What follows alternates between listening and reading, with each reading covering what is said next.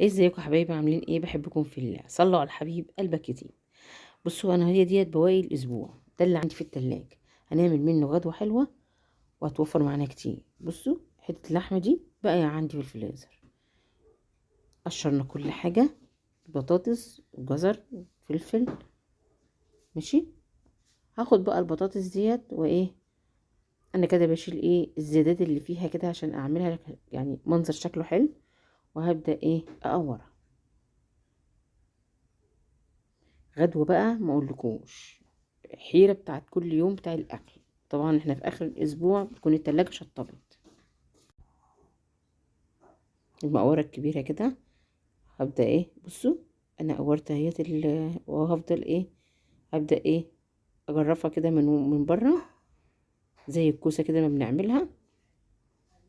توحدوا الله وقولوا لا اله الا الله، اللهم صل وسلم وبارك على سيدنا محمد وعلى اله وصحبه وسلم.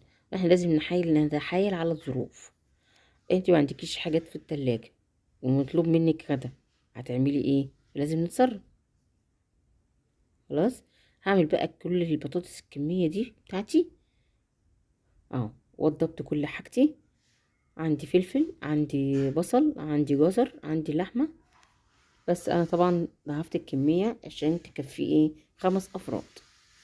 تمام كده. نحط شوية زيت وحتة سمنة وهنبدأ نشتغل ونشوف حاجتنا دي هنشتغل نعمل ايه.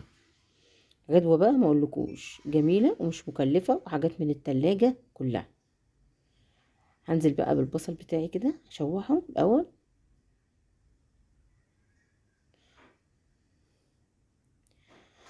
لا اله الا الله سيدنا مولانا محمد رسول الله، اللهم صل وسلم وبارك على سيدنا محمد وعلى اله وصحبه وسلم. ما بقول لك ايه، الشطر بتغزل بايه؟ الشطر هتعمل كل حاجه.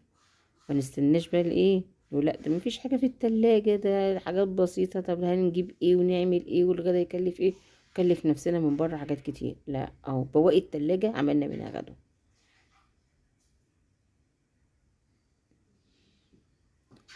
اللهم صل وسلم وبارك على سيدنا محمد وعلى اله وصحبه وسلم. حط بقى الملح عشان الملح بيساعد ايه اللحمه انها تتفتت.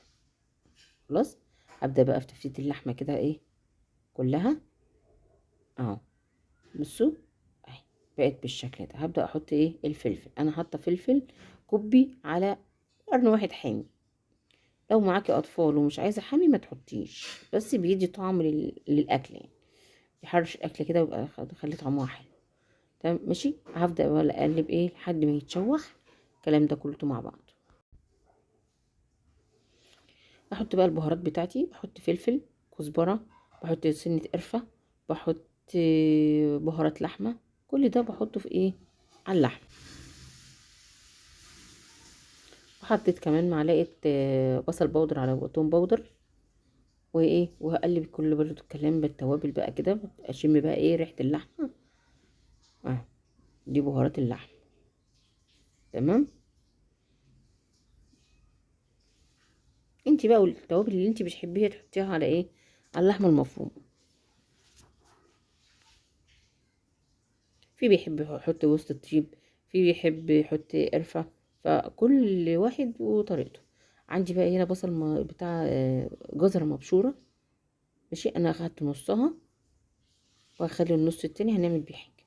تمام. اه. بقلب بقى كل ده وعلى نار عالية عشان مش عايزاه يسرد مية. تمام كده. تمام. انا بشوح بس ما بش بسوي. كل ده تشويح.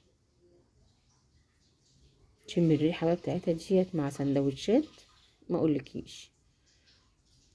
احنا بنعمل الخلطة بتنفع معانا حاجات كتير. وبشاميل، مكرونة بشاميل، مكرونة عصاب، اي حاجة.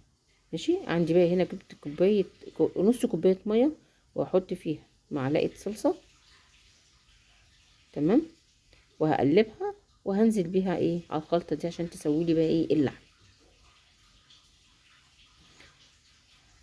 طريقة بسيطة وسهلة وبتنفع لحاجات كتير قوي. اهم حاجة ان الخلطة اللي بنعملها بتنفع معانا حاجات تانية كتير. يعني ممكن تحشي من ديت كوسة، ممكن تحشي منها الفراخ من جوه وتحطها في الفرن. ماشي. خلاص غطينا عليها بقى وسبتها تستوي. وهبدأ اعمل ايه احمر البطاطس بتاعتي. طبعا غسلتها ونقعتها بميه بملح لحد ما خلصت ايه اللحم. ابدا بقى احمرها البطاطس دي.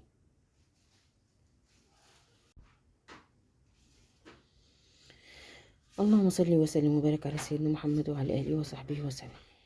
ارص بقى كل البطاطس معايا في الطاسه كده وايه واحمرها مره واحده تحميره كده، بشوحها مش بسويها برضو لان لسه هتخش الفرن، فانا بشوحها بس ايه تشويحه كده من بره تاخد اللون الذهبي معايا. تمام. اه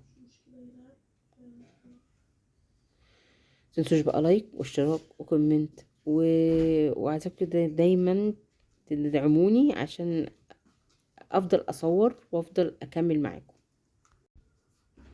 طبعا دي البطاطس اللي باقيه من التقوير والحتت اللي انا اخدتها من اول البطاطسايه واخر البطاطسايه، طبعا حطيتها اهوت مش هنرميها. عندي برضو شويه الجزر اللي انا سبتهم اهما ترصهم برضو عليهم كده. شويه الخضار دولت هيبقوا ايه تحفه. تمام. ما بنرميش حاجه خالص. هبدا بقى ايه احشي البطاطس دي. ده غدا كامل. فيه لحمه فيه بطاطس فيه خضار فيه فلفل فيه جزر. وطبعا الجزر دوت يعني عيالنا مش بتتقبل عليه قوي، فانا بحاول احطه في اي اكله عشان يتاكل، لان الخضار مفيد جدا فيه فيتامينات كويسه جدا والجزر كويس قوي قوي للنظر. فنحاول نكتر من اكلنا في الخضار بالذات. بصوا الجمال اهو. تمام كده. هبدأ عندي شوية لحمة لسه فاضيين هقوم ايه حطهم برضو هوزع بقى ايه بقية اللحمة كده على الصينية. وعندي كنت مسبكة بقى تسبيكة. التسبيكة دي عملتها ازاي؟ بصلة وفصين توم وحطيت الطماطم لما اتسبكت وهبدأ اشرب بيها الصينية.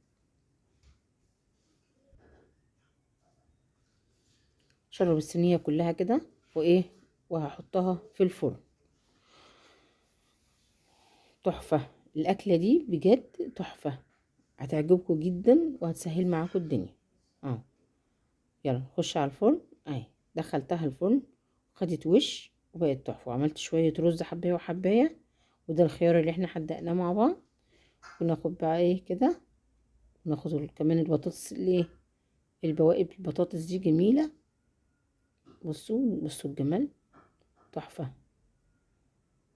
ممكن تنفع معاكي في عزومة في رمضان جاي علينا كل سنة وانتم طيبين ومحتارة تعملي ايه ربع كيلو لحمة مفرومة هتعملي وصفة حلوة. بحبكم في الله.